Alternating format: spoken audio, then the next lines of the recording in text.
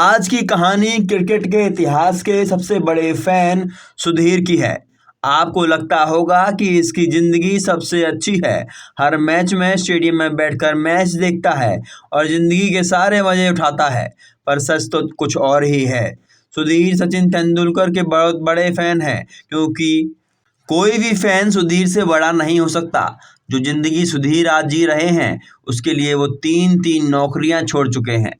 सबसे पहले सुधीर मुजफ्फरपुर बिहार की सुधा डेयरी में काम करते थे, जहां वो कलाकंद से लेकर खोया तक बना लेते थे। उसने वो नौकरी छोड़ी और पैसे इकट्ठे करके पासपोर्ट भी बनवा लिया। वो इंडियन टीम के साथ विदेश जा सके, इसके लिए उसने हर कोशिश की। उसके बाद सुधीर ने शिक्षा मित्र में काम किया। ये दूसरी नौकरी फुल टाइम नहीं थी, इसलिए उसे इंडिया का हर मैच देखने का मौका मिल ही जाता था। जॉब से जुड़ा एक ट्रेनिंग फरवरी 2004 में हुई, पर सुधीर जनवरी में ही अपनी साइकिल उठाकर पाकिस्तान चले गए। फिर 2005 में फिजिकल टेस्ट आया, लेकिन उसे पास करने के बाद उसे इंडियन रेलवे में एक कलेक्टर की जॉब भी मिल गई। पोस्टिंग थी लालगोंडा, हैदराबाद में। लेकिन जब इंटरव्यू बुलाने के लिए संदेशा आया, तो सुधीर को लगा कि दिल्ली में इंडिया पाकिस्तान का छठा मैच मिस हो जाएगा। उसने आखिरकार उस इंटरव्यू लेटर को ही फाड़ दिया। साल 2003 में ट्राई सीरीज में इंडिया ऑस्ट्रेलिया का मैच था। सुधीर 8 अक्टूबर को अपने घर से मुंबई के लिए निकले।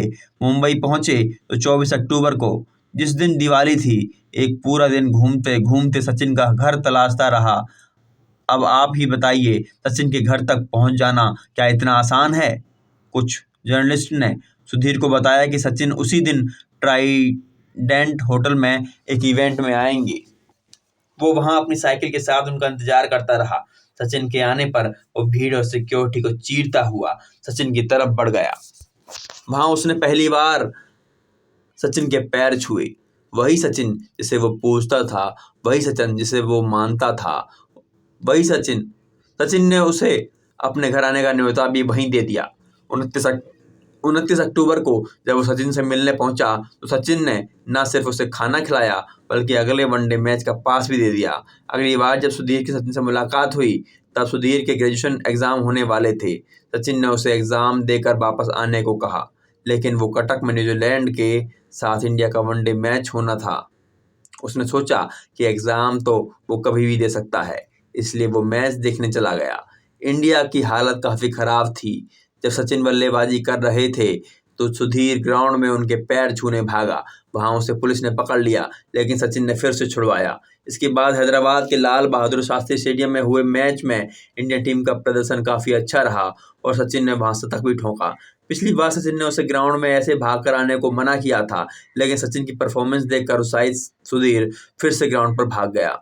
इस बार पुलिस ने उसे सिकंदराबाद थाने डाल दिया।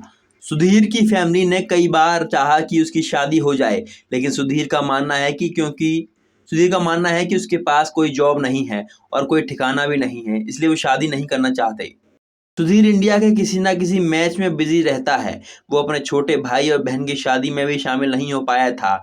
इसके अलावा रक्षाबंधन पर भी बहन बुलाती है, तब भी सुधीर टीम इंडिया के मैच की वजह से जा नहीं पाता। आज भी सुधीर का घर बेहद जर्जर हालत में है।